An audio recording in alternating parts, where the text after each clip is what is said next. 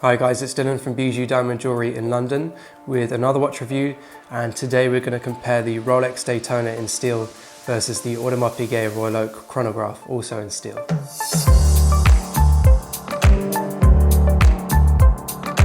Okay, so as always with my reviews, I like to start with the history. So let's have a look at the history behind these two watches and give us a little bit of background on both of the designs. So starting with the Rolex Daytona. The Rolex Daytona was first released in 1963, and that first reference was the 6239.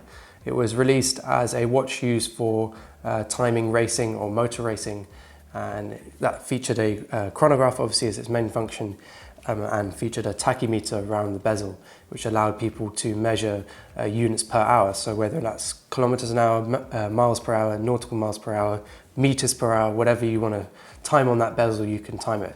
And it's named Daytona after Daytona in Florida, because Daytona around that time was very important for motor racing, the track there, and also originally was on the beach. The Daytona has been an incredibly important watch for Rolex ever since. Initially it wasn't so popular, and not many people really liked it, and it wasn't the most popular watch from Rolex. In fact, the watch released 10 years before the Daytona, the Submariner, was a bit more popular at that time. But around the 80s, late 80s, and a little bit before then when Paul Newman wore his one, but especially around the 80s is when it became extremely popular, so much so that when they released the 16520 in 1988, they immediately had waiting lists for that watch, and now they even have waiting lists nowadays in 2018, and that waiting list is really extensive in some cases. In some boutiques it's 12 years, and in some boutiques they don't even have a list anymore. They actually just refuse to add anyone new to the list. These watches sell, well, their retail prices currently in the UK 2018 is £9,550, but they sell for double that and occasionally even more than double that. So there's a definite demand for the steel Daytona. It's regarded as one of the best watches Rolex has ever made, and that makes it one of the most iconic watches in the industry. Now moving on to the Audemars Piguet. So Audemars Piguet in 1972 is around the movement of quartz, and there was quite a dip in sales around that time. They really needed something to transform the brand and bring some new interest to what they were designing at the Audemars Piguet house. So they brought in Gerald Genta in 1971, and Gerald Genta designed the Royal Oak, and that was released in 1972, and it was a really special watch that had not been done at all before in the industry. It was a steel watch, a steel sports watch that had ultra high finishing. At that time only really sports watches featured a much lower end of finishing, kind of more of a tool style, very basic case and finishing it, versus dress watches were finished to a much higher standard, and a lot more attention to detail went into dress watches. So Gerald Genta wanted to offer something to the market that was very, very high in finishing on a steel watch, which hadn't been done before, but was also sporty. And his ultimate goal with that watch was to create a watch that was appropriate for any occasion. Obviously a dress watch was only really appropriate for more dressy occasions, not very appropriate for sports, and the sports watches at that time were not so smart, so they really wanted to bring out something completely new to the market that could be almost actually your only watch. And Gerald Genta based the design, or got inspiration from the design, from a diving helmet, an old school diving helmet with those big screws around the bezel, and the exposed rubber gasket around the bezel as well, that watertight gasket.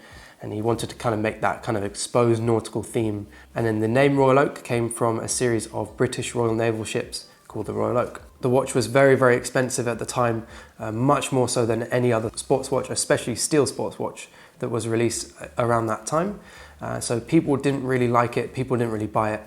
It wasn't until after the first year or so that Audemars Piguet actually saw some big numbers in sales, or bigger numbers in sales. Since then, it's completely reshaped the brand, and they are totally reliant on the Royal Oak range now. In fact, it's probably one of the most important watches in the industry, and it's definitely Gerald Genta's best invention or design that he's ever done. So moving a few years on to 1997, we saw the release of the first ever Royal Oak chronograph. The most similar version to that before then was the 1993 Royal Oak Offshore, which was a chronograph. But there was never a classic Royal Oak style that featured a chronograph. Most of the Royal Oak complications were much more dressier complications, simpler complications, not necessarily something sporty like a chronograph. The Royal Oak chronograph that was released in 1997 was the reference 25860, which was later replaced by the 26300 and then later replaced by the 26320, which is what we're looking at here today. And the 26320 that we're looking at was released in 2012. Since then, that has been replaced by the 26331 in 2017, and there was a whole new series of dials, and that was to mark the 20th anniversary of the Royal Oak chronograph. Okay, so that's a little bit of history behind both watches. Let's now compare the two of them and go through the features of each watch. So we'll start with the clasp as usual. The clasp on both these watches is very, very different.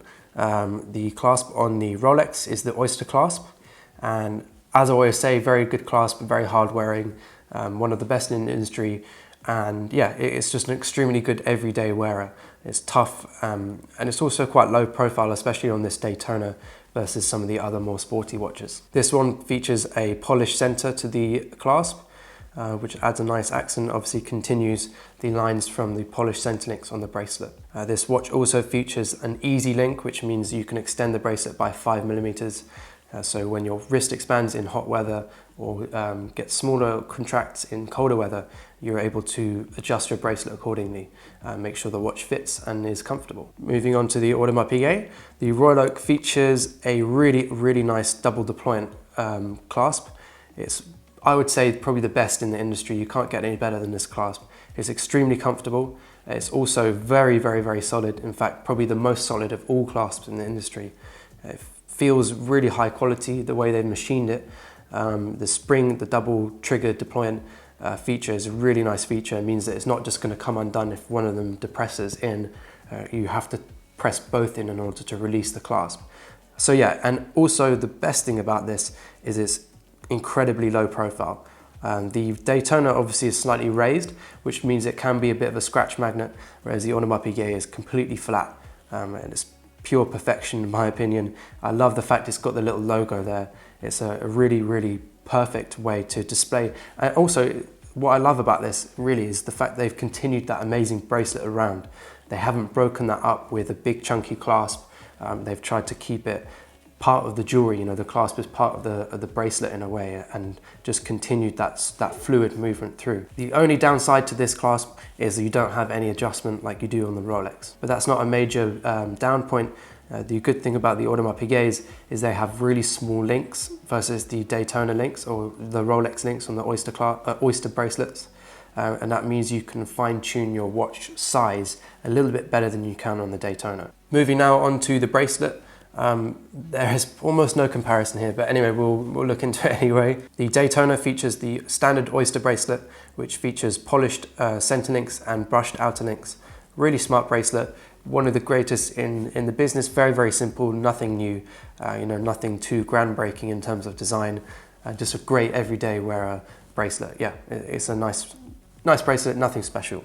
The Audemars Piguet, on the other hand, is by far, hands down, without question, the best bracelet in the whole entire Swiss watch industry. It's absolutely stunning. The design is incredible. And to think that Gerald Genta came up with this watch and this design overnight is insane. I don't even know how you can be that superhuman. But anyway, I love the fact that you've got so many different angles on this bracelet. If you get to see it in real life, it is a true work of art. Not just the fact there's all these different angles, you know, with your individual plots and then links. They kind of shimmer the light off each way like a facet on a diamond. But it's also the finer detail on this bracelet that I find amazing. So for example, in between each plot, there is polished edges and then brushed on top. And in between each of the actual links, all the way around, and also the edges, there are polished like beveled edges. And then obviously the top is brushed to create that same unity or unified look across the watch. It's absolutely incredible. If you get to see it, like I said, in real life, you will be mesmerized by this bracelet. It's a true work of art. This is more so jewelry, that I'd say, than a watch bracelet. It's not, you know, it is a much higher step above any of the other bracelets in the industry. Maybe the Patek Philippe Nautilus bracelet is kind of close, but don't think it's on the level of this bracelet. It's also extremely comfortable because the links are quite small. It means it conforms to your wrist really nicely. However, it does have the slight tendency to pinch sometimes, but that's not so often because they've rounded each link. It means that hairs don't get pinched, but we have found that some of our clients that have longer hairs on their arms do find that this one does pinch a little bit more so than the Rolex ones. And then the bracelet is continued up in this amazing tapering fashion up into the case and just seamlessly continues that same beveled edge and design up into the case. It's absolutely stunning. And then you've got your two plots at the top of the case to connect the bracelet. Again, just continuing that same design. Okay, so now moving up onto the case of each watch. We'll start with the Daytona. The Daytona features a full polished case. It's really nice small proportions. It's 40mm versus the 41mm on the Audemars Piguet. The Daytona is obviously also a chronograph, and we've got nice polished pushers on the side and then the crown. I really like the edges they put on the crowns on the Rolexes, the kind of spiky edges, and then it's replicated also on the chrono pushers. Yeah, really nice case, very simple, tachymeter around the edge of the bezel. It's a really classic design. It's kind of got dress watch vibes about this watch because of its classic proportions. Yeah, really pretty piece. It's of course quite thin as well. Now moving on to the Audemars Piguet. The Audemars Piguet is 41mm, but it wears way larger than that. I'd say it probably wears more like 43mm. Maybe even more than that. The reason is because the lugs at the top and bottom of the watch really protrude out quite far, which means they overhang a lot of people's wrists. You really have to have quite a large wrist for it not to overhang and kind of look smaller on your wrist. But yeah, it's a really nice design nonetheless. The case is truly a work of art, as is the bracelet. It's incredible all the different finishing on this watch. You know, the mixture of polished and brushed edges, the way they've created those sharp edges with steel and those polished edges and kept everything really clean and sharp is amazing. And no other company does it as good as Audemars Piguet. And then up onto our bezel, we've got this amazing brushed and polished bezel. And then if you look below the bezel, you can see the rubber gasket that I spoke about earlier on, that Gerald Genta got his inspiration from, well, the detail he got inspiration from the diver's helmet. And he's applied that same rubber gasket to this watch. The bezel is also octagonal, so 8-sided, and features 8 little hexagonal screws. And these screws, these visible screws, again also inspired by the diving helmet, are made from 18 karat white gold. And they are 18 karat white gold for one reason, and that is because the original Royal Oak that was created back in early 1970s, before it was released, the prototype they made to display at the event when they revealed the watch was made from white gold, and that was because they didn't have the time to machine it from steel and create all the machinery needed to create the watch in steel. So the easiest thing for them to do was to make the watch in white gold and then later on make it in steel. So those little white gold screws are a nod to that original design. And then coming onto the side, we have the crown and the pushers, and the crown is all brushed, and then the pushers are hexagonal, also brushed with polished ends. And if you see on this angle, you can really appreciate all those incredible angles on the watch, those amazing finishing and amazing angles, the combination of polished and brushed accents to really emphasize the different angles on the watch. Architecturally and design-wise, this watch is truly a work of art. Absolutely everything is about finer details, and it's just pure, incredible craftsmanship. And it's amazing when you look at certain details on this watch that they've actually been able to machine these out of steel. It's amazing. Now moving on to the dial, and firstly looking at the Daytona. The Daytona obviously has a standard, pretty standard chronograph dial with the 3 sub-dials and 6 o'clock small seconds. Really cool design, very clean. This watch, because it features quite a small dial, it has the feel of quite a cluttered dial. There's quite a lot going on. Moving now onto the Audemars Piguet. The Audemars Piguet features an amazing white mega tapisserie dial. All the different little squares and lines they've etched into the dial is incredible. The white is my favorite variation of this watch, and this older 26320 reference is my absolute favorite Royal Oak chronograph. I much prefer it to the newer versions, which look in a way a little bit more sporty. They've got those contrasting sub-dials and contrasting dial colors, or two-tone dial colors, and it's not really, for me, I prefer the style of these older, more classic ones. This white dial is stunning. It's got, again, white gold hands and markers, really, really pretty dial. Great thing about this watch over the Daytona is the fact this watch features a date function, which is extremely useful. Well, I find it extremely useful. When I had my Daytona, I definitely missed the date function. So this is really nice the way that it's kind of just subtle down at 5 o'clock, or between 4 and 5. It's just a really nice little feature there. Another thing that I really love about the Audemars Piguets is they feature this full polished outer edge to the dial, where the bezel sits, basically the inside of the bezel. I really like that edge. It kind of adds to the whole jewelry feel to this watch. It definitely feels like a high-end piece. Obviously, the main features of both of these watches is the fact that they are chronographs. Something that's irritating about both of them is the fact they are screw-down chronographs, or screw-down pushers for the chronographs. That is really annoying because when you want to use your chronograph, you can't, because you have to sit there unscrewing it, and by the time you've unscrewed it, you actually just think, well, I might as well just pull out my phone and use the stopwatch. But yeah, I much prefer the offshore style where it's just straight push. It's much easier to use. Okay, another little difference we should discuss between the two of them is price. I'm just going to assume the new references for the new versions of these two watches. I'm not going to look at the old references because these are both discontinued watches. I'm just going to use the newer versions of both. So for the Daytona, we're looking at the 116-500. The current retail on that watch is £9,550 here in the UK in the end of 2018. And then the retail on the Audemars Piguet Royal Chronograph reference 26331, which is a newer version of this 26320 version, and the retail on that is £21,500. So the difference between the two of them in terms of retail is massive.